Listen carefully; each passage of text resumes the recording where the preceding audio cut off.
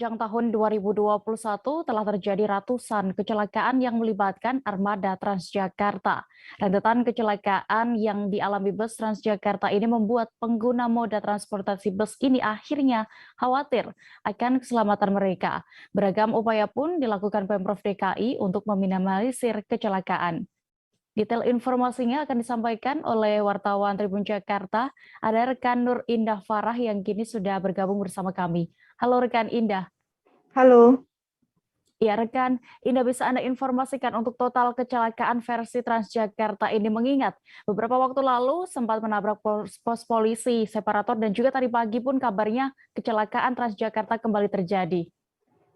Baik Dea dan Tribuners, bisa saya sampaikan bahwa kemarin Komisi B DPRD DKI Jakarta telah memanggil pihak PT Transjakarta bersama Dinas Perhubungan DKI Jakarta, di mana dalam rapat kerja yang diselenggarakan, Direktur Utama PT Transjakarta Yana Aditya mengatakan sejak periode dari Januari sampai dengan Oktober 2021 telah ada 502 kecelakaan yang melibatkan bus Transjakarta. Kemudian dalam versi lain, dari Kepala Dinas Perhubungan DKI Jakarta Syafrin Liputo mengatakan bahwa telah ada 248 kecelakaan terhitung sejak periode September sampai dengan Desember 2021. Seperti itu dia. Ya, lalu evaluasi seperti apa dari rentetan kecelakaan yang sudah terjadi ini? Baik.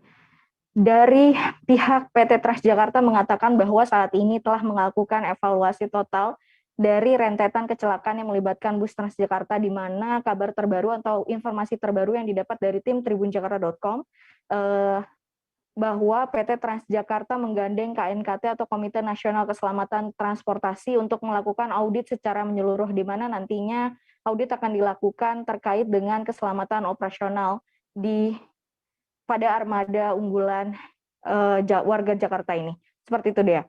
Ya, lalu rekan Indah, apa rekomendasi dari Komisi B DPR RI sendiri terkait adanya kecelakaan berentet dari Transjakarta? Dari rapat yang berlangsung pada kemarin, Senin 6 Desember 2021, bahwa didapat hasil rekomendasi dari Komisi B DPRD DKI Jakarta, di mana disampaikan oleh Ketua Komisi B DPRD DKI Jakarta Abdul Aziz yang mengatakan ada 3 rekomendasi. Yang pertama adalah reorganisasi struktur, di mana penanggung-jawaban terhadap keselamatan menjadi hal yang utama. Kemudian yang kedua, pihak Komisi B DPRD DKI meminta adanya laporan terupdate atau terbaru yang terus diperbaharui oleh PT Transjakarta terkait dengan hasil audit dari KNKT. Kemudian yang terakhir adalah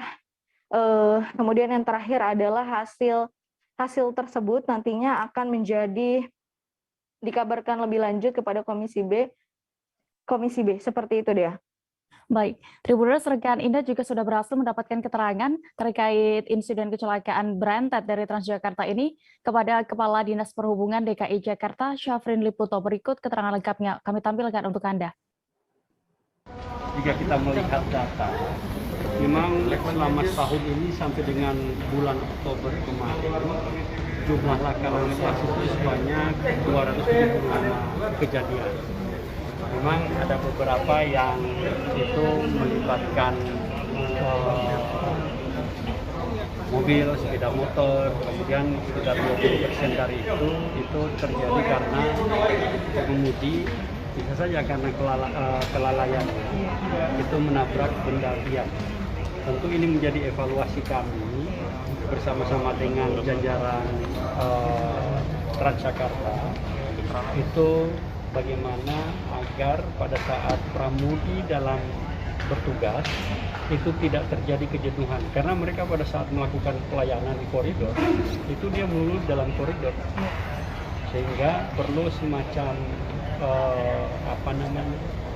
waktu istirahat yang mungkin dia perlu penjagalan sebentar, kemudian kembali lagi melakukan. Ini upaya-upaya kita sehingga kejadian kecelakaan yang tahun ini sebanyak 275 kejadian sampai dengan Oktober ini bisa kita minimalisir, bahkan kita hilangkan. Apakah jam kerjanya akan diatur Bapak? Kalau selama ini satu 8 jam mungkin akan diperpendek begitu? Kalau untuk jam kerja ini sudah diatur sesuai dengan Undang-Undang 22 2009. Jadi jam kerja pengemudi itu adalah maksimal 8 jam, sudah termasuk istirahat di dalam. Jadi setiap 4 jam mereka ada waktu